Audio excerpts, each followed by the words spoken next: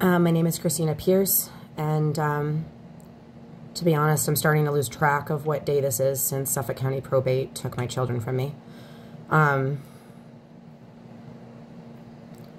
can't even remember right now. I got a chance to Zoom with the kids tonight, and what happened first was I got a message from their father asking to reschedule or to change the time, and I said no. And then next what happened was right at the time, I got a message from him saying that my daughter asked to reschedule to tomorrow. And I said, okay, well then I'd like to hear that from her directly. And I can talk to Skylar. And he was like, oh no, Skylar wants to talk to you tomorrow too. And that's when I knew something was up, because my son, I don't know, can't be bribed, can't be manipulated, isn't afraid. He's afraid, but he's not, for whatever reason, he still speaks his truth, even to his face.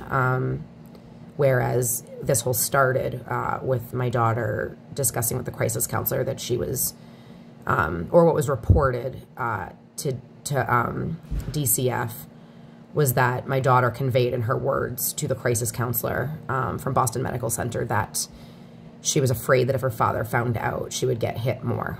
That's what she said in her own words, but the crisis counselor told me that she feared retaliation, and that would also be considered to be conveyed to DCF. Again, the call was really bad, and so it's really, I guess, upset me, but anyway, they got on the video, and they were taken to his parents' house. So they are not in the state, because I figured if I didn't hear from them, I was going to do a well check. And my daughter was behaving strange. It was explained to me that she wanted to reschedule because she was doing something with cousins. Yet when her brother took the computer to go downstairs, she was actually sitting alone in, like, I don't know, the downstairs, whether it's the, I don't know, basement, or I don't know what it is, but she was alone, sitting by herself. Skylar was very upset. He was withdrawn. He was whining, Mom, when can I see you? Did you tell Dad you're coming to see me? Dad, why won't you? He wouldn't leave. His father wouldn't leave. And he's like, why won't you let me see Mom? Why won't you let me see Mom? It was horrible. That was the majority of the call, was him basically begging his father to see me. And I told him I'm doing everything in my power to come see him and that I will see him soon. He was like, I asked Daddy to see you, and Daddy said, no, you can't see Mom, not for a long time. Keep in mind, his father was right there, but Skylar's so strong that he will say things like that in front of his father, that he doesn't care. I don't know. At least not yet. He then went on to scream for me. The look on his face. His father told him, or told me, he kept interfering, and I had to ask him several times. He kept trying to make him feel guilty. Mommy doesn't want to see you sad. I said, you know what? Mommy's okay with it. Mommy's happy to just sit with him if he's upset.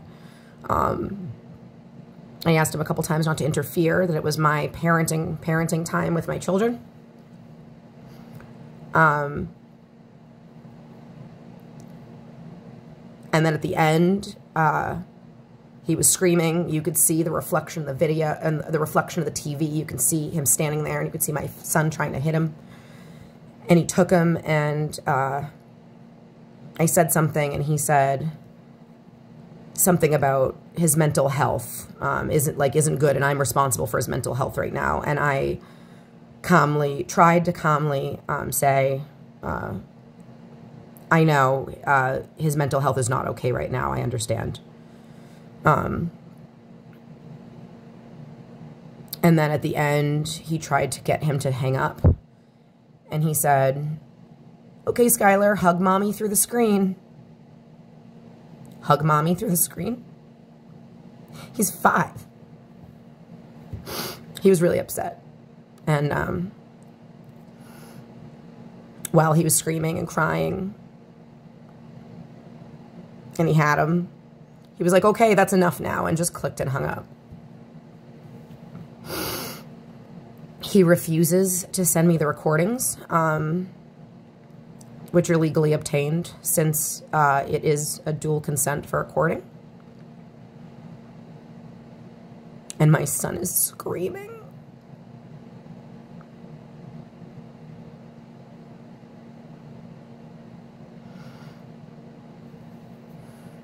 It's like torture. It's like my son's being tortured to see your mother on a screen, but you can't hug her. And when he screams for me, I can't tell him when I'm going to see him. I can't tell him, well, Mommy, be back on Monday. Mama's going to see you on Monday. I did tell him I will see him soon, that I promised that. And that Mommy's working real hard to see you soon. And then he asked Daddy, he said, Daddy, why won't you let me see Mommy? And he said, well, Mommy and Daddy are working together to figure that out. I'm glad he said that, because it's recorded. Despite the fact that he walked into court on November 6th and asked the court to suspend my parenting time. But I had a witness that proved that what his lawyer was saying was perjury. And his lawyer saw my witness and opened up with his opening argument at admitting, of course he said it was a mistake, that the paralegal wrote it by accident. Well, that's fine, but your client signed it under pains of perjury.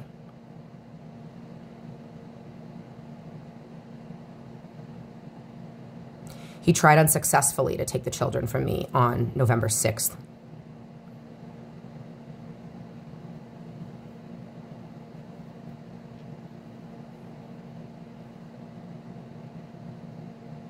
This is torture to my children.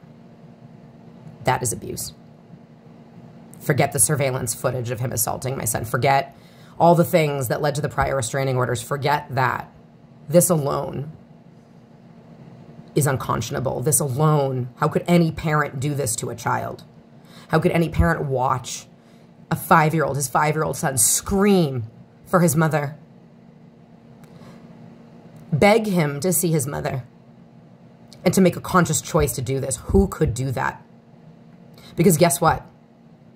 You can come to an agreement outside of court at any time. No one is forcing anybody to do this. The only one that's being forced is me. I had a really hard time after that video just seeing how he is. And I'm sorry, I'm not.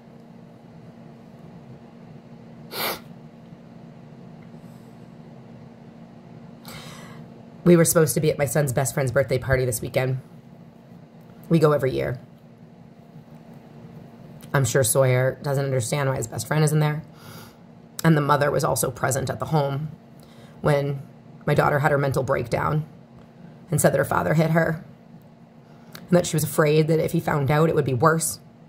And that mother assured my daughter that telling the truth will help keep you safe. Because isn't that what we're told? Isn't that what we tell our children so they don't conceal abuse? It's okay to tell the truth. It's okay to talk to your parents.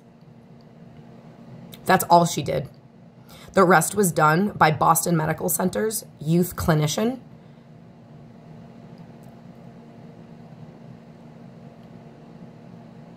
I'd like to know what credentials a judge or my judge's lawyer thinks he has over my daughter's mental health when her own medical report stated from her expert, this is her career, this is what she does for a living, my daughter's state, her feelings of self-harm,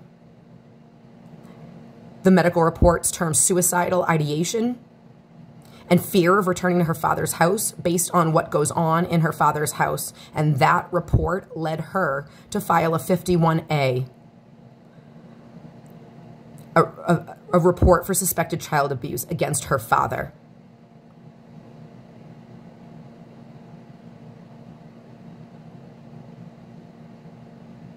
She even verified with the school. No one said, oh yeah, that mother. Oh yeah, that mother did this.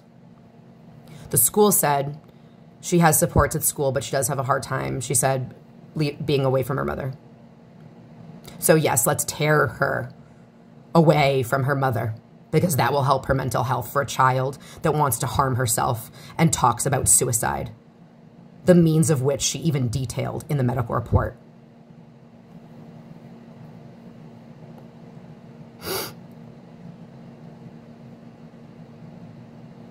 This won't go on much longer unless someone wants to discredit the hospital and the clinician and the other doctors that have offered to testify.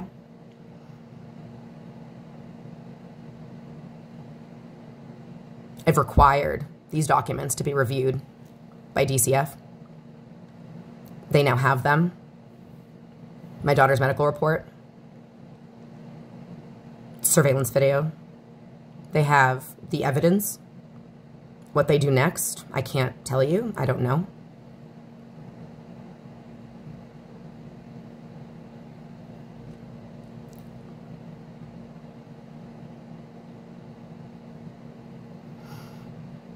I just pray my children are okay. I know they're not okay, but you know what I mean? That they're okay long enough to get help for all this. This is day, I'm not sure. A week and a day, 8, 9, of my children being taken from me from Suffolk County Court.